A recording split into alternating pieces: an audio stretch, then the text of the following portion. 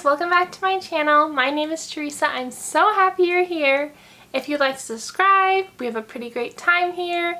And if you want to like this video, that really helps out my channel. So for today's video, I wanted to do my wrap up of the DCOM-a-thon. This was the Disney Channel Games readathon that I participated in August. The goal was to read 10 books. And I am very proud to say I read 8 out of 10 of the books. I watched, I think, 3 out of 6 of the movies and all of the episodes of the Disney Channel Games. So now let's jump into the books that I read and what the prompts were and what I rated them. First book I read for the DCOM-a-thon was Wonder Woman Warbringer by Leigh Bardugo. I read this one for the prompt of Cadet Kelly, which was the movie, and it was a main character finding herself or himself. I gave this a 5 out of 5 stars. I loved this book, retelling, like, different story. I even loved it more than the movie. So in Wonder Woman Warbringer, we follow Diana, who is a daughter of the Immortals, and one day she saves a human on the Amazon island, and she has to make the decision if she wants to pretty much destroy their world by keeping her there or bring her back to Earth. Diana ends up saving Aaliyah, who ends up being the descendant of death. So daughter of immortals and descendant of death don't match, and there's just crazy stuff going on and twists and turns and backstabbing, and like, it was just so good. I really enjoyed this. The next one I read was Taken at Dusk, a Shadow Falls novel by C.C. Hunter. This is book 3 in the Shadow Falls series. This was for the movie Camp Rock, and it was set in a camp or a summer, and this book series started out as like a summer school kind of. We follow Kylie, who just wants to, this is book 3, but pretty much just like with book 1, we'll just say, like, pretty much she wants to figure out like what supernatural creature she is and what her family is. Friendship thrives, love takes you by surprise, and hearts possess the greatest magic of all. Like, it's just a really good paranormal YA book. Like I said, this is book 3, so I don't want to give too much away. And I give this one a 5 out of 5 stars. Perfect for getting into the spooky months. Then I read Things We Never Got Over by Lucy Score. This is my first Lucy Score book. This is book 1 in the Knockout series. I loved it. Like, I read this for the prompt Opposites Attract, which should have been High School Musical was the movie. And this follows Naomi and Knox. Naomi comes into a coffee shop supposed to be meeting her twin sister, and she starts getting yelled at by a few people, including Knox, and we figure out that the twin sister is just not a good person, and Naomi's like the opposite, like responsible, good person, and then there's just like drama and sexy stuff and just like crazy stuff going on. But trigger warning, not trigger warning.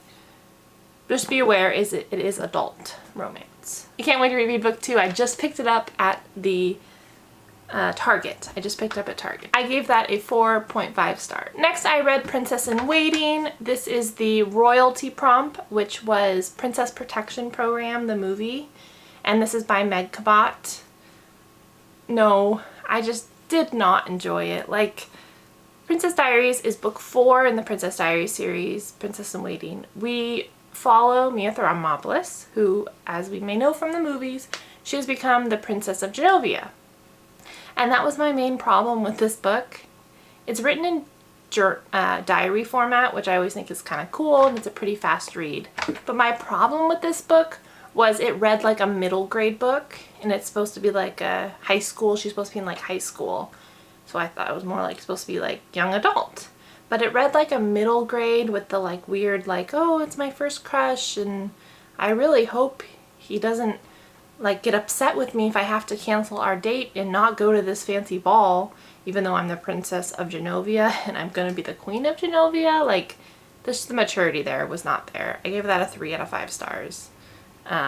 quick read for sure. I just did it on audio because I didn't have it. But that's kind of been my problem with like books like that, is like I love reading middle grade when it's at that time, and I love reading adult at that time, and I love reading young adult at that time, but like when I felt like this should have been a young adult book, I was just very like, nah. Then I read Sweep, which was The Awakening by Kate Tiernan. This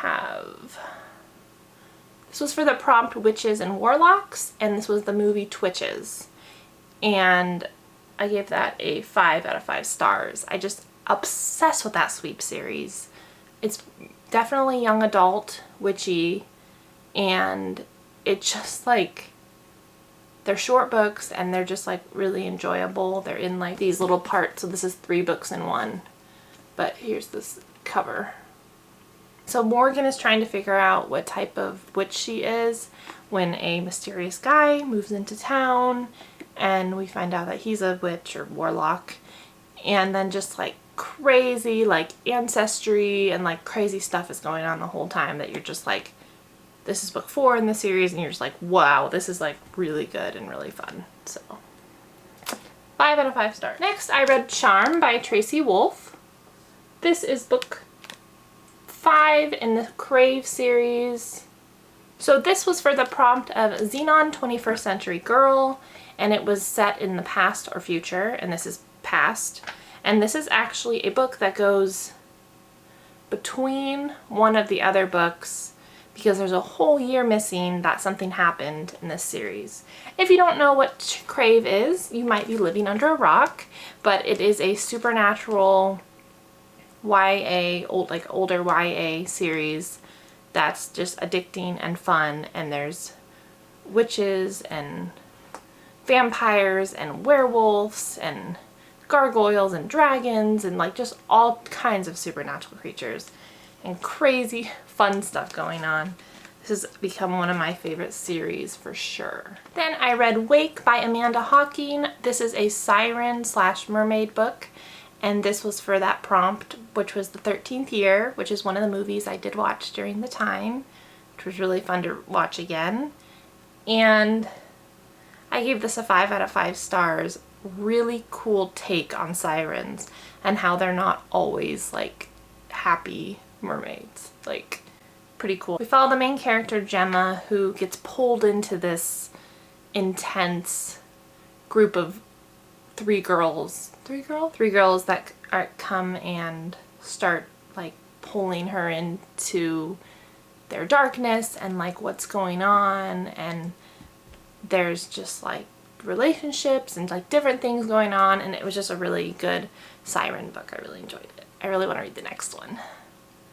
And I really liked Amanda Hawking's writing, which I'm happy about because I have Switched by her that I want to read. Gave that one a 5 out of 5 stars. Last book I read, which was number 8, was Last Breath in the Morganville Vampire series. This is book 11 by Rachel Kane. This was for the found family trope. What the movie was Cheetah Girls, which I did watch, and I gave this a 5 out of 5 stars. It's book 11 in the Morganville Vampire series, so I can't say too much about it other than as the series has continued, it's become more and more like family to me, and like just wanting to hear what these characters are doing. Follow Claire Danvers, who is a human, and she moves into a house with a ghost and a vampire, and then we figure out this whole town is full of supernatural creatures, and it just has these like spooky vibes. So that is the 8 out of 10 books that I read. The only 2 that I did not get to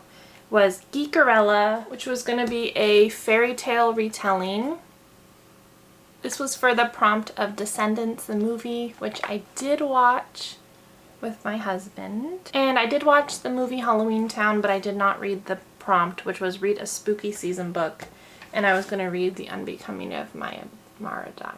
Overall, 8 out of 10 books I think is a great job. I'm very proud of myself. I've enjoyed all the books. I'm happy that I didn't just push through and be like, I'm gonna read all 10 and not remember anything, because sometimes I do that with readathons.